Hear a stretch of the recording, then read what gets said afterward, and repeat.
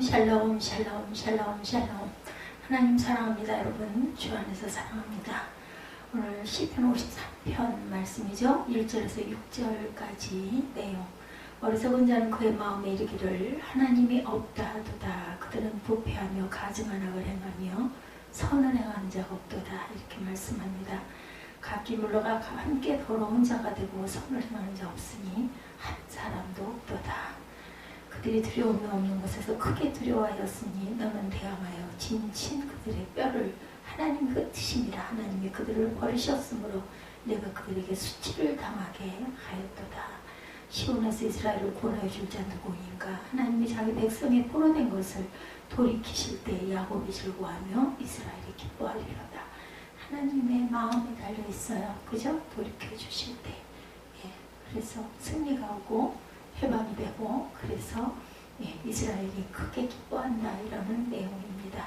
선을 행하는 자가 아무도 없고, 어리석은 자는 하나님이 없다고 하지만 그렇지가 않죠.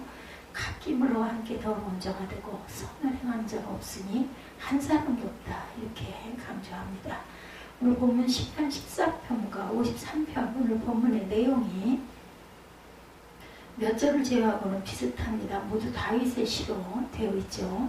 14편은 지휘자의 지휘에 따라 부르는 찬양, 여기 마알랏이라고 하는 악기에 맞춘 찬양이라는 부분이 다르고 5절의 내용이 조금 차이가 있고 나머지는 똑같습니다. 10편 14편 한번 잠깐 볼까요? 어리석은 자는 그의 마음에 이르기를 하나님이 없다 하는도다. 그들은 부패하고 그 행실이 가증하니 선을 행하는 자가 없도다. 똑같죠? 야곱께서 하늘에서 인생을 보고 살피사 지각이 있어 하나님을 찾는 자가 있나 보려 하신즉 똑같습니다. 다 지우치 함께 더러운 자가 되고 선을 행하는 자가 없으니 하나도 없더라. 똑같습니다. 죄악을 행하는 자는 다 무지하냐. 그저 떡 먹듯이 내 백성을 먹으면서 여호와를 부르지 아니하는도다. 4절도 똑같죠. 그러나 거기서 그들은 두려워하였으니 하나님의 의인의 세대에 계시미로다. 이게 조금 다릅니다. 크게 두려워하였으니 여기까지는 같죠. 너를 대항하여 진친 그들의 뼈를 하나님 흩으심이라. 하나님이 그들을 버리셨으므로 내가 그들에게 수치를 당하게 하였도다. 이 뒷부분이 다릅니다. 너희가 가난한 자의 계획을 부끄럽게 하나 오직 야훼는 그의 피난처가 되시노라. 여기도 6절도 조금 다르죠. 시온에서 이스라엘을 구원하여 줄 자 누구인가. 하나님이 자기 백성의 포로된 것을 돌이키실 때 야곱이 즐거워하며 이스라엘이 기뻐하는도다. 53편은 6절까지 14편은 7절이 더 있습니다. 마지막 절이 53편은 6절과 같죠. 이스라엘의 구원이 시온에서 나오기를 원하도다. 야훼께서 그의 백성을 포로된 곳에서 돌이키실 때 야곱이 즐거워하고 이스라엘이 기뻐하는도다. 많은 사람들이 하나님은 어디 계시나 이렇게 말하죠. 하나님은 없다고 생각하기 때문에 자기 멋대로 살 수 있다고 생각해서 교만하게 되고 방종하게 되고 타락하게 됩니다. 눈에 보이지 않기 때문에. 그죠? 하나님이 없다고 하는 사람치고 바르게 사는 사람이 없습니다. 인간은 아담으로부터 죄의 속성을 피 가운데 대물림 받아 태어났기 때문에 죄인의 후손으로 태어날 수밖에 없었죠. 죄라는 말은 히브리어로 하타라고 해서 목표가 어긋났다라는 그런 말입니다. 하나님이 인간을 자기 형상으로 창조하실 때 흙을 재료 삼아 육체를 만드시고 하나님의 영을 코에 불어넣어 주셔서 하나님의 부분이 우리 흙으로 된 육체 가운데 있습니다. 그 영과 흙으로 된 육체가 합성체로 인간이 창조되어진 것이죠. 그렇기 때문에 육체는 흙을 의지하고 살기를 원하는데 흙은 세상을 의미합니다. 그러나 영은 본체이신 하나님을 흠모하게 되고 어려움을 당할 적마다 하나님을 찾게 됩니다. 그 말은 영의 본성이 하나님과 통하고 있다는 증거이기도 합니다. 1절이 어리석다는 말은 히브리어로 나갈이라고 표현합니다. 미련하다는 뜻도 되죠.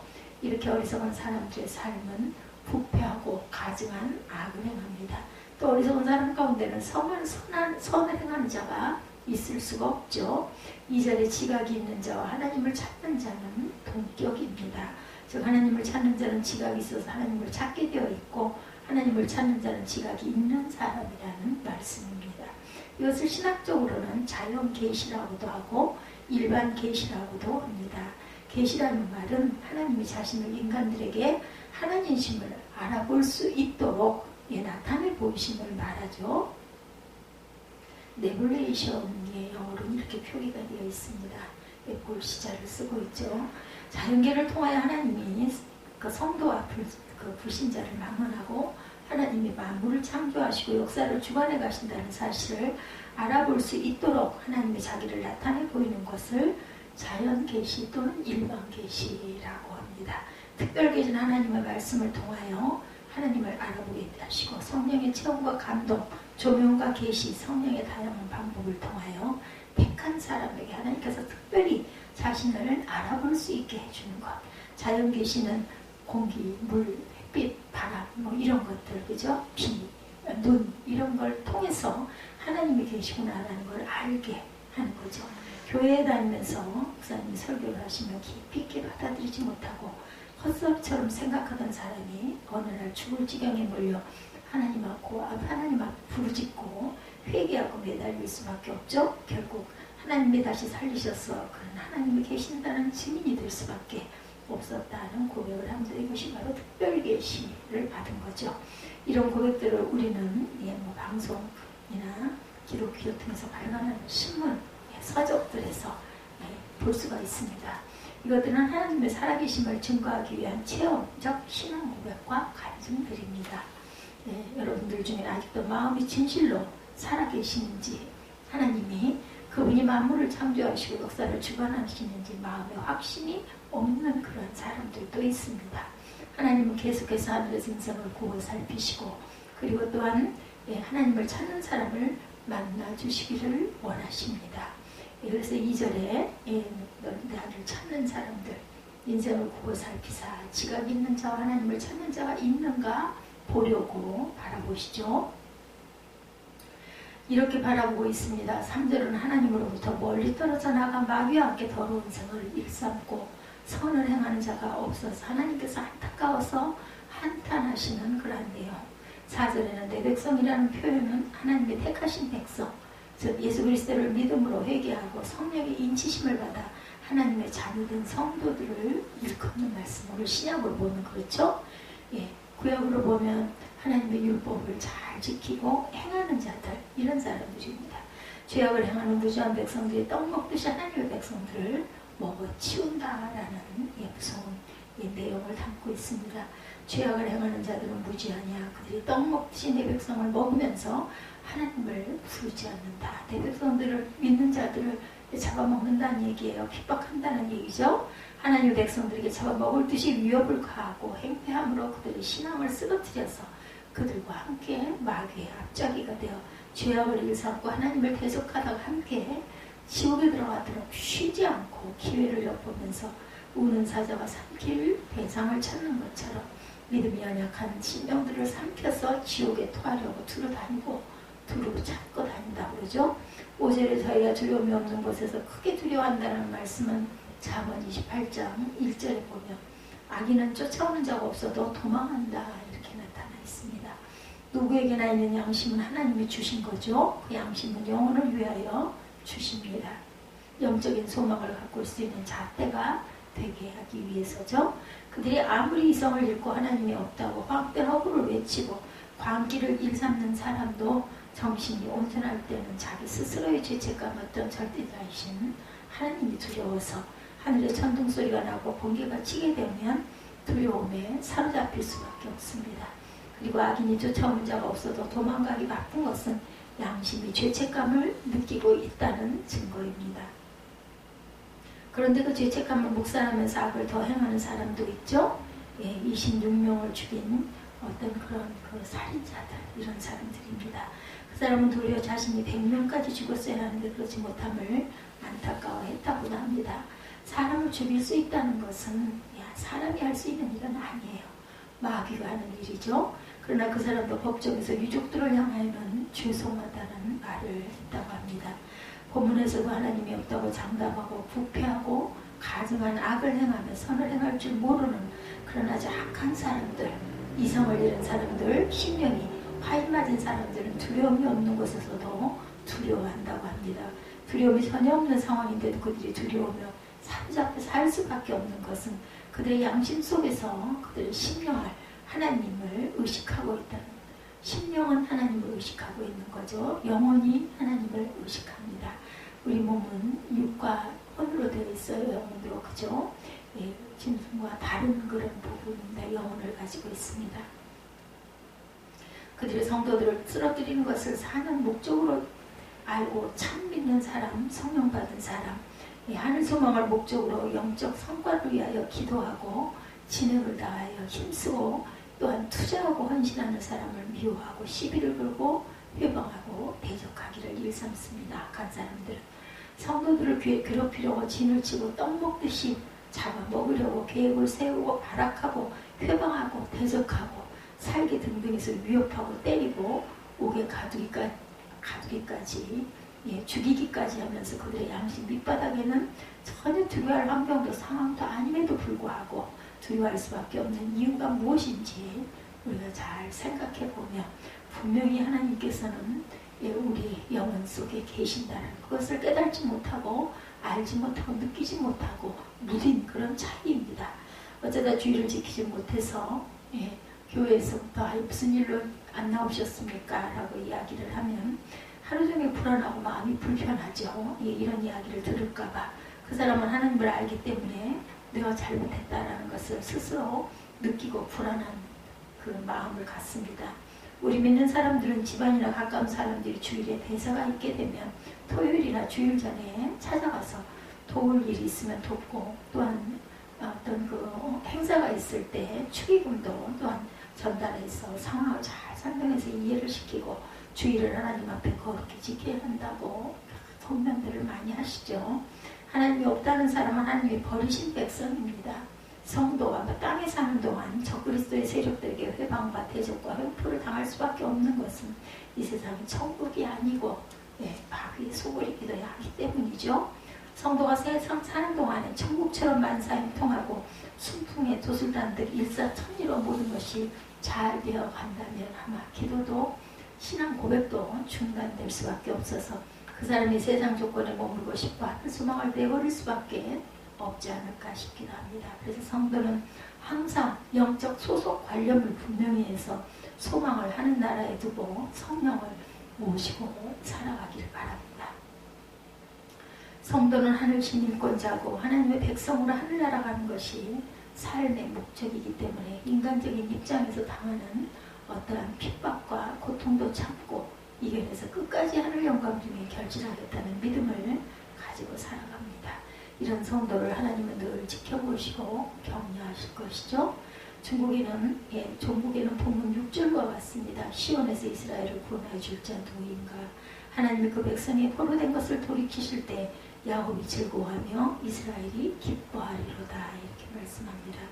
여기서 말하는 시온은 교회를 의미하고 야곱이나 이스라엘은 택함받은 백성을 대칭하는 말씀입니다.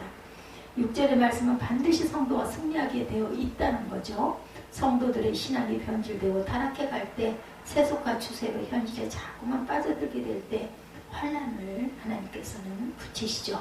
그래서 믿음이 거짓이었던 가짜 성도는 세상으로 넘어지게 되고 믿음의 뿌리가 있는 그 하나님 앞에 심겨진 성도는 정신을 차리고 회개하고 부르짖고 매달려서 하나님으로부터 더욱 믿어지는 믿음을 선물로 받고 새로운 은혜와 능력을 무장하게 됩니다. 그리고 반드시 악한 세력으로 더불어 싸워 이기게 하시는 하나님을 증명하게 되죠. 요즘 이런 시사적인 문제를 많이 말씀드리는 것은 목자는 양떼를 하나님 앞에서 이끌어가야 할 책임 목회의 사명이 있기 때문입니다. 그래서 저와 여러분들이 살고 있는 이 시대에 어느 방향으로 어떻게 움직여지고 있는지를 깨우쳐 주어서 정신을 차리고 영적인 소망을 위하여 하늘나라를 더욱 확실하게 붙들고 믿어지는 믿음으로 성령의 인도함을 받고 후회 없는 신앙으로 영광 중에 결실하도록 책임을 다해야 되겠죠? 하나님의 한국교회에 왜 매를 준비하셨는지 그 원인을 잘 살펴보면 하나님 보시기에 영적으로 실망스러움을 보여드렸기 때문은 아닐까.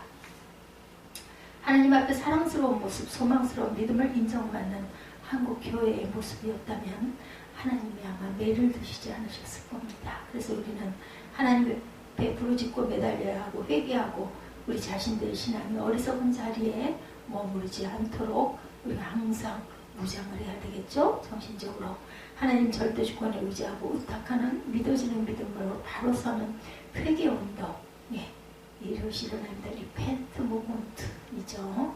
이렇게 해야 되죠. 미국의 한 의과대학 외과 주임 교수인 쌤이 같은 대학의 물리과 주임 교수인 톰슨이라는 사람과 아주 친하게 지냈다고 그래요. 이 두 사람은 나이도 비슷하고 서로 친한 사이였지만 샘은 하나님 절대주의 신앙이고 톰슨은 불신자일 뿐만 아니라 하나님이 없다고 객기를 부리고 큰 소리를 치고 자신의 인생은 내 인생은 내 거야 라고 주장하며 교회는 사람을 간섭하고 구속한다 이런 생각을 가진 사람이었다고 그래요. 친구인데 반대죠. 그러면서 자신의 육체는 내 거니까 내 마음대로 원하는 인생으로 마음껏 즐기면서 살 것이라고 했다고 그래요. 이런 톰슨에게 샘은 열심히 하나님 살아계심을 증거했습니다. 자신이 외과 의사로 수천 명을 수술했는데 그 중에 의학상식으로는 도무지 살 가능성이 없어 보이는 사람들도 많았고 어떤 사람은 암으로 수술했음에도 암세포가 너무 많이 퍼져 2달 정도밖에 살지 못할 것이라고 판단했지만 석 달이 넘어서 그 사람이 자신을 찾아왔다고 합니다. 이 사람은 그간 교회를 다니며 자신의 죄를 회개하고 하나님 앞에 부르짖고 매달렸더니 하나님이 자신에게 불을 쏘아 부어주셔서 온몸이 불덩어리가 되는데 싶더니 아무렇지도 않게 다 나은 것 같으니 한번 검사를 좀 해달라 이렇게 찾아왔다고 그러죠. 그래서 진찰을 해봤더니 사방에 퍼져있던 암세포가 하나도 없이 사라졌는데 불에 타는 적이 있었답니다. 이것이 하나님이 살아계신 데는 증거가 아니겠느냐고 톰슨에게 말을 했을 때 안 믿었겠죠. 끼는 소리 하지 마라. 내가 예수 올무로 나를 얽매이고 온갖 말로 유혹하고 설득하지만 나는 절대로 속지 않을 거야. 나는 내가 원하는 인생을 살 거다. 하나님 있다면 내게 벌을 주라고 해봐라 하고 큰 소리를 쳤다고 그래요. 그때 나이가 그는 46세였다고 그러죠. 샘은 늘 톰슨을 위해 하나님 앞에 기도했습니다. 하나님께서 그를 불쌍히 여기시고 불강력적인 은혜로 역사하셔서 하나님을 믿고 회개하고 구원을 얻을 수 있게 해달라고 간절히 기도했죠. 그렇지만 톰슨은 그런 샘을 이해할 수가 없었어요. 그가 도대체 이 세상을 무슨 죄로 살아가는지 의아했다고 합니다. 그런 중에 그가 49세가 되던 해 샘은 그의 부인으로부터 다급하게 병원 응급실로 와달라는 전화를 받습니다. 달려가 보니 그가 에이즈에 걸려 살 가망이 없다는 거예요. 그래서 응급처치 후 일반병실로 옮겼는데 잠을 계속 못 잔다는 거죠. 잠만 자면 온갖 구름이가 자신을 턱죄로 삼키려 하고 온몸을 감고 목을 조여서 잠을 제대로 잘 수가 없다고 고백을 했다고 해요. 몸이 썩어가는 에이즈도 한때의 흉벌이었겠지만 마귀에게 시달리는 고통에 견딜 수가 없었다는 거죠. 그래도 오래 살면 3년 정도 살겠고 그렇지 못하면 1년 안에 죽겠지만 악몸으로 전혀 잠을 수가 없다는 것이 더욱 고통스럽고 힘이 들어서 몸은 여유어가고 먹지도 못했겠죠. 어느 날 샘이 병원에 찾아왔을 때 톰슨은 나 같은 것도 하나님을 믿으면 용서해 주실까 하고 물었다고 합니다. 샘은 하나님은 사랑이시기 때문에 내가 하나님 품으로 돌아올 때까지 너를 조여하시는 것이 너를 택하신 증거가 아니겠니 하고 대답을 했다고 해요. 하나님이 버리신 사람이었다면 이런 병과 악몽으로 시달리는 생지옥의 고통을 당하지 않아도 되었을 것이다. 이렇게 위로했다고 합니다. 하나님이 택하셨기 때문에 하나님 앞으로 돌이킬 때까지 몰아가시는 하나님의 섭리가 아니겠냐는 친구 샘의 이 말 한마디를 톰슨은 복음으로 받아들입니다. 그리고 울며 회개했다고 그러죠. 부르짖고 매달리고 기도한 후에 그에게는 용서받은 평안과 함께 하나님으로부터 성령의 생기와 소망이 임하게 되고 톰슨은 내가 멀쩡했을 때 하나님 앞에 헌신하지 못해 참으로 부끄러운 모습으로 주님 앞에 서게 되었구나 하며 후회하면서 죽었다고 그러죠. 하나님 그를 살려주지 않으셨어요. 결국 그의 영이 부끄러운 구원은 얻었다는 고백서가 어느 신문의 한 페이지를 장식했다고 합니다. 하나님이 택하시는 사람도 악령에 깊이 사로잡히면 하나님이 없다고 객기를 부리고 허황된 허구성을 드러내면서 괜히 악을 쓰고 대적하면서 발악할 수도 있겠다는 생각을 합니다. 우리가 주변에서 전도하다 보면 소망이 없어 보이는 사람이 있을지라도 그런 사람이 악을 쓰면 쓸수록 하나님께 더 가까이 다가와 계신다는 것을 우리가 깨달아야 됩니다. 인생은 잘난 척하지 말고 오로지 모든 것을 성령께 맡기고 깨닫게 하심을 바라는 그 성령의 감동으로 믿어지는 믿음을 허락해 주시기를 간구하는 그러한 참된 삶을 살아가시기 바랍니다. 성령님이 하라 하시는 일은 어떤 부담과 어려움이 있더라도 기쁨으로 감당하기를 소원하다가 하나님 부르시는 그날을 기다렸다는 듯이 주의 품에 평안히 안기는 최고의 복이죠. 우리가 돌아갈 때 두려움과 겁과 무서움이 없이 평안 가운데 하나님 앞에 안기는, 하나님 앞에 달려가는 그러한 모습.